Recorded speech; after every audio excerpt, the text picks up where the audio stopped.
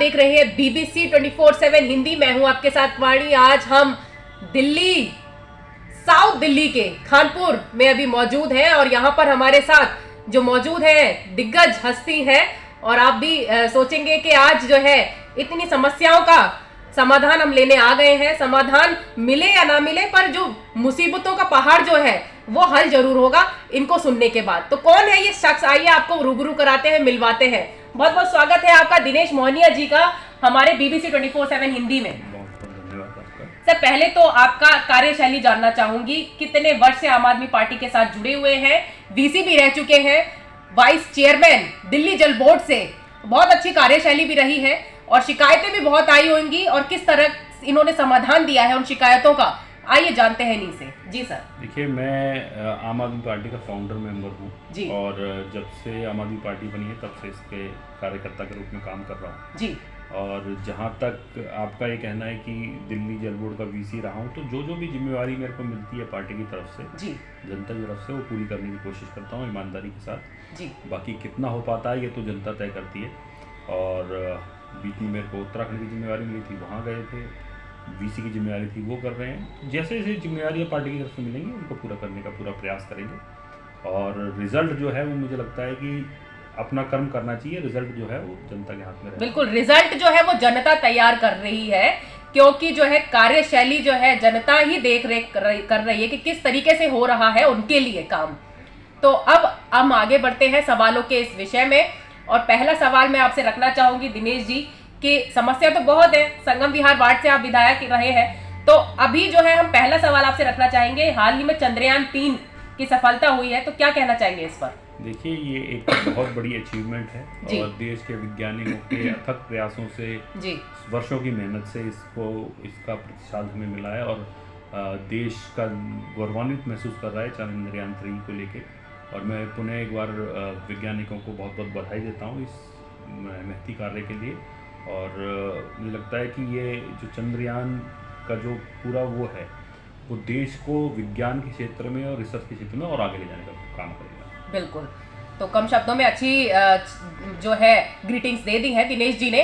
आगे बढ़ते हैं, G20 के बारे में क्या कुछ कहना है? कैसा आपको लगा यहाँ पर आए फॉरेन जो हमारे भारतीय मोदी जी से दोस्त के रूप में जो है आए और उनको रिसीव किया मोदी जी ने? किस तरीके से उनका जो प्रेसिडेंसी का रूप जो है सामने आया है पूरे वर्ल्ड में, क्या कहना चाहेंगे? देखिए, G20 एक अंतर्राष्ट्रीय फोरम है जिसपे कि विश्व के 20 सबसे बड़े देश उसमें भाग लेते हैं और जो ग्लोबल समस्याएं उनके ऊपर विचार करते हैं। देश के लिए बहुत गर्व का विषय है कि इस बार ये प्रेसिडेंसी भारत को मिली थी और हमने 1 साल पूरा उस पर काम किया है और इसका सफल आयोजन है, उसके लिए सबको बहुत बहुत बधाई।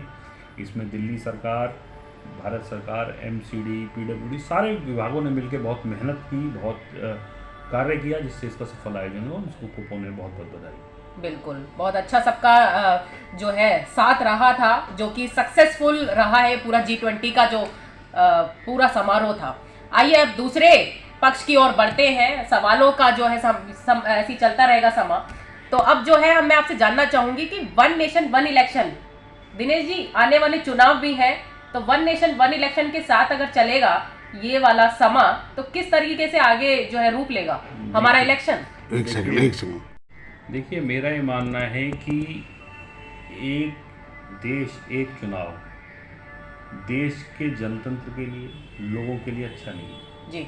क्योंकि हमारा ये ट्रेंड देखने में आया है कि जैसे आप सिलेंडर का उदाहरण लें जी, तो पिछले 5 सालों से लगातार सिलेंडर के दाम बढ़ रहे हैं, बढ़ते जा रहे हैं, बढ़ते बढ़ते वो आज 1200 रुपये पहुँच गए।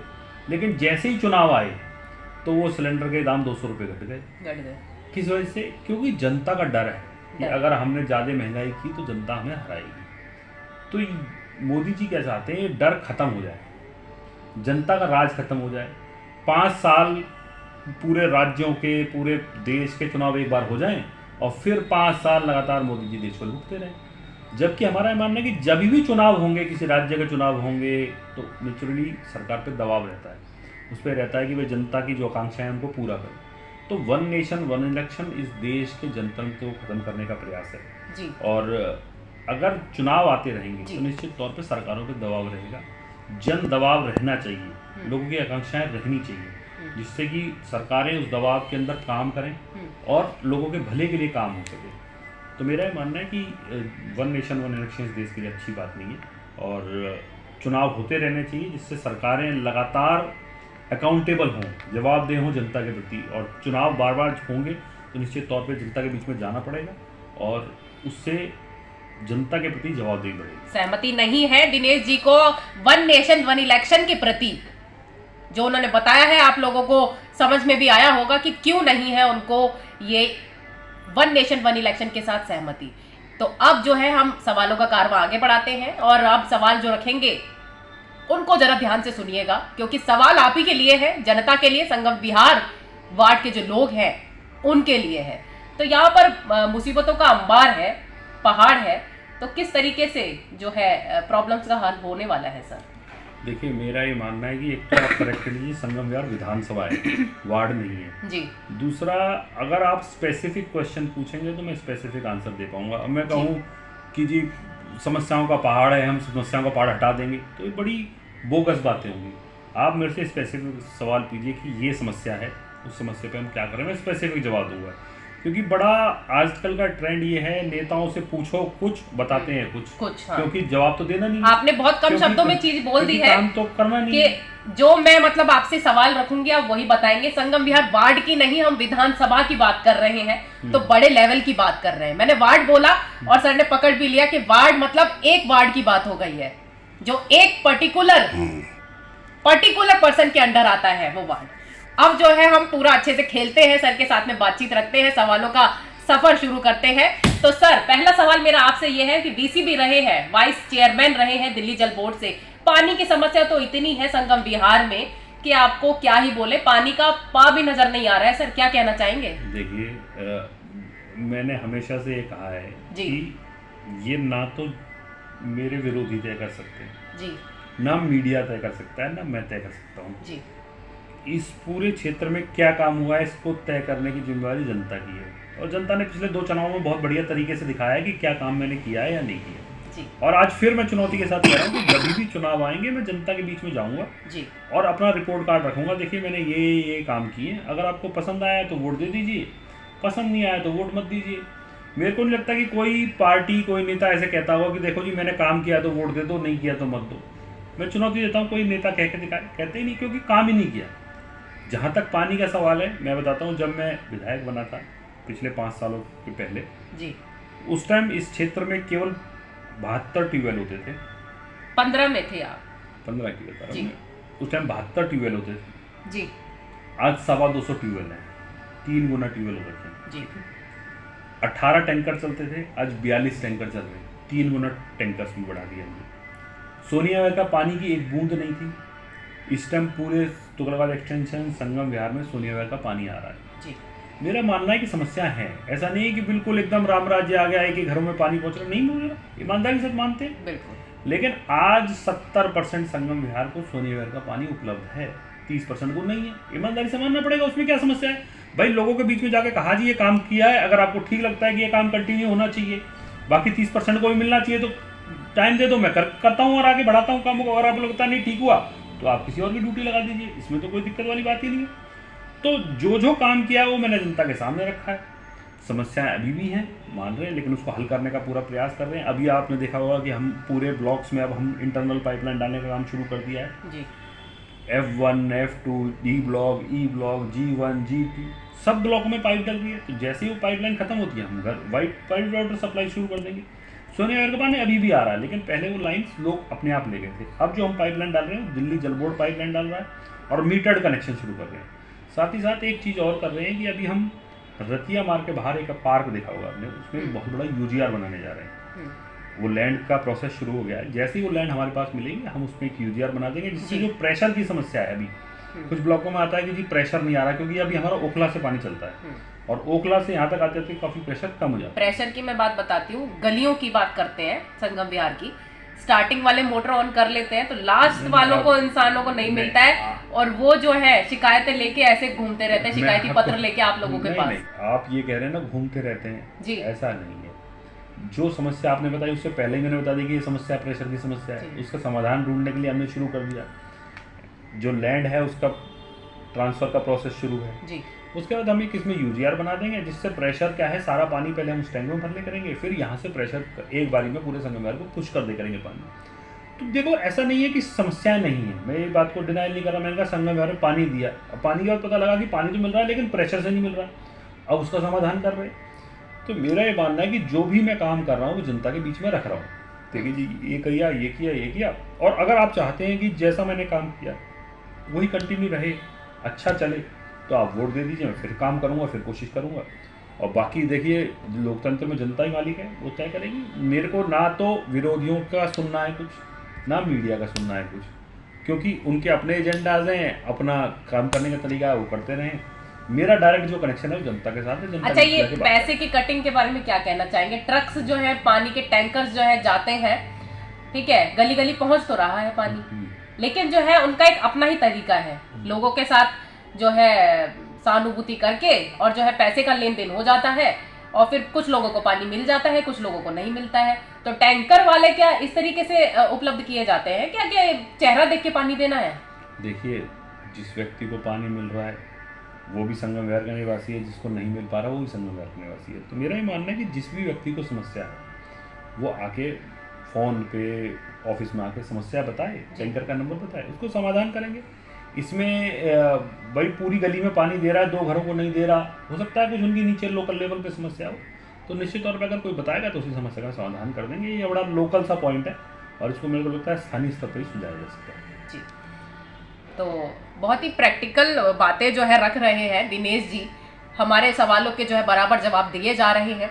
चलिए, और जो है हेल्थ सेक्टर के बारे में कुछ कहानियां हमारे बीच आई थी सामने, तो हेल्थ सेक्टर के बारे में सर क्या कहना है, क्योंकि हेल्थ सेक्टर एक्टिव नहीं है, ऐसा भी कुछ कहना है डिस्पेंसरी मोहल्ला क्लिनिक के लिए। देखिए मैं ये कह रहा हूँ कि आप स्पेसिफिक बता दीजिए। आज 6 मोहल्ला क्लिनिक हमारे विधानसभा में अंदर चल रहे हैं संगम विहार एरिया में, एक बाहर मेन रोड पे चल रहा है और 2 हमारे और तुगलक एक्सटेंशन में चल रहे हैं जी।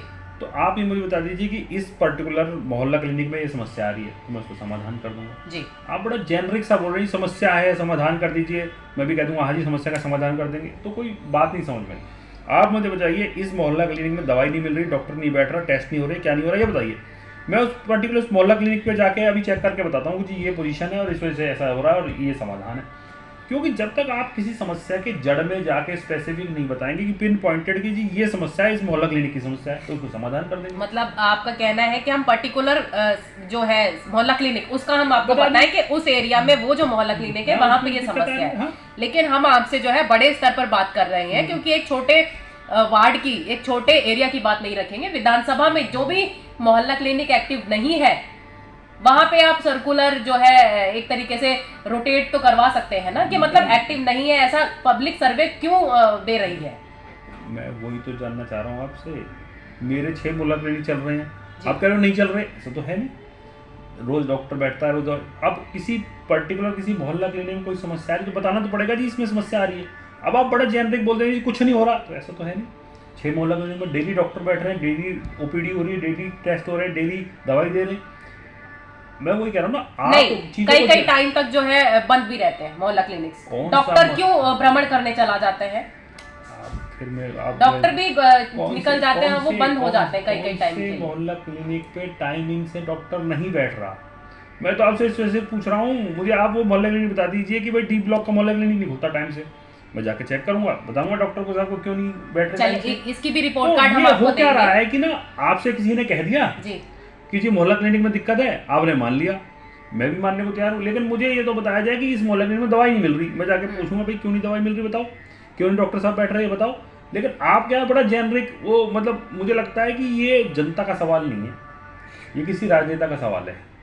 नेताओं को काम तो है नहीं जी, बेरोजगार हो रखे हैं इस टाइम, क्योंकि उनके पास बोलने के लिए कुछ बचा नहीं, करने के लिए कुछ बचा नहीं, तो अब वो क्या करते हैं जी बड़ा जेनरिक से कुछ नहीं हुआ जी, कुछ नहीं हुआ, पूरी विधानसभा में कुछ नहीं हुआ। उनसे पूछिए क्या नहीं हुआ, कुछ नहीं हुआ, पानी आ गया, हाँ जी हाँ पानी आ गया, सीओ डल गया, हाँ जी डल गया, सीसीटीवी लग गए, हाँ जी लग गए, गेट लग गए, हाँ जी लग गए, बोर्ड्स लग गए, हाँ जी लग गए। तो मैंने कहा और क्या करना था, रोड बन गए, हाँ जी बन गए, और क्या करना था, कुछ नहीं हुआ। बड़ा अजीब सा माहौल है, मतलब इतना सब कुछ हो गया और कुछ नहीं हुआ। अभी मैं आपको इंसिडेंस बताता हूँ। मैं ई ब्लॉक में गया, ई ब्लॉक में एक सज्जन खड़े हुए, भाई साहब कुछ नहीं किया आपने, 5 साल बाद आज दिख रहे हो मेरे को, कुछ नहीं किया, कुछ नहीं किया। मैंने कहा अच्छा भाई साहब एक बात तो सुनो। मैंने माइक लिया, मैंने कहा जी मैं जवाब देता अच्छा नहीं लगता। देखो मैं अपने मुंह से कहूँ जी मैंने ये कर दिया वो ठीक नहीं लगता जी। जनता से पूछ लेते हैं।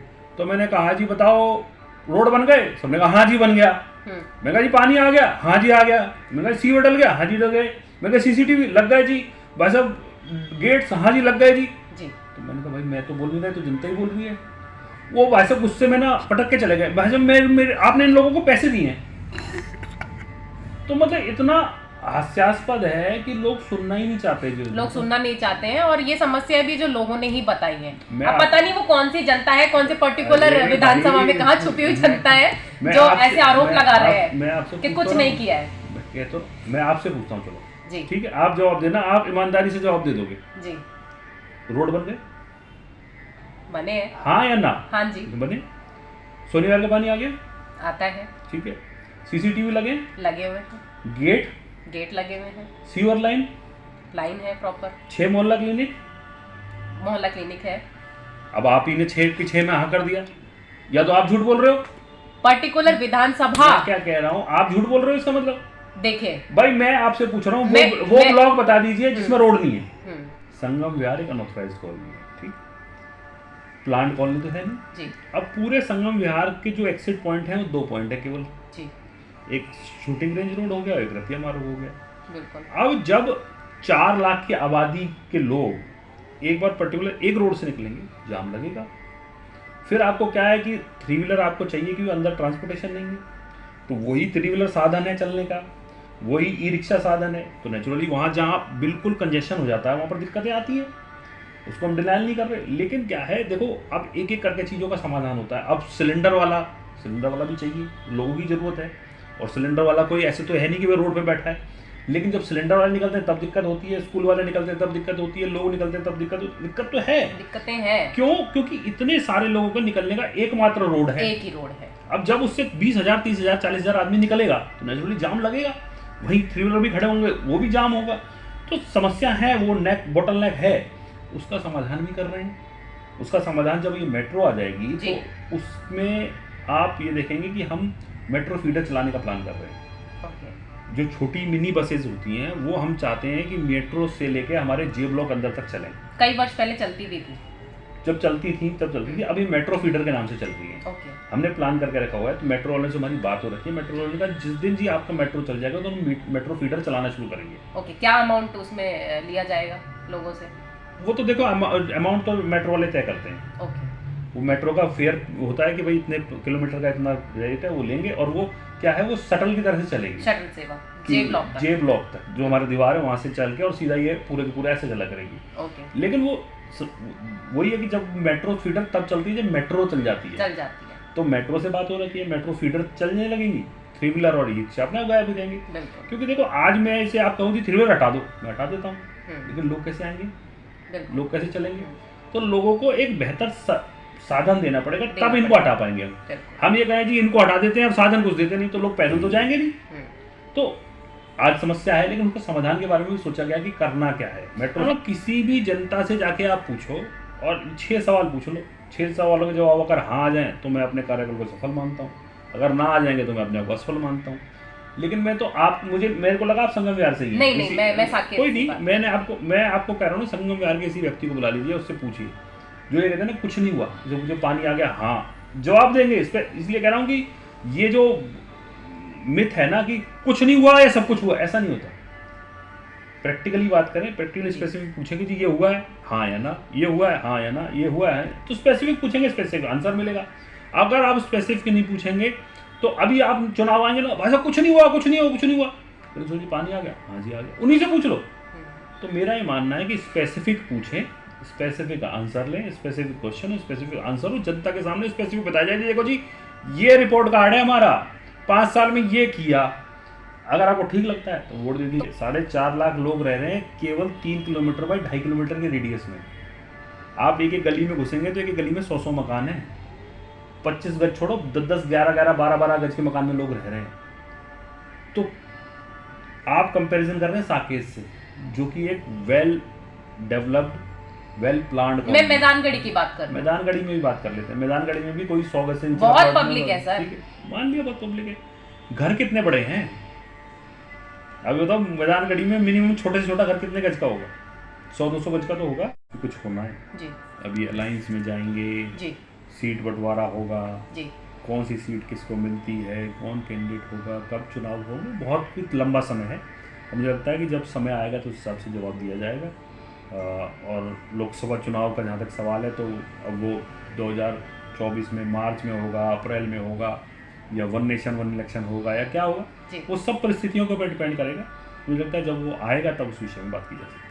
ठीक है, कुछ जनता तय करती है, जनता को ही जो है दिनेश जी ने सबसे ऊपर रखा है, सर्वोपरि रखा है।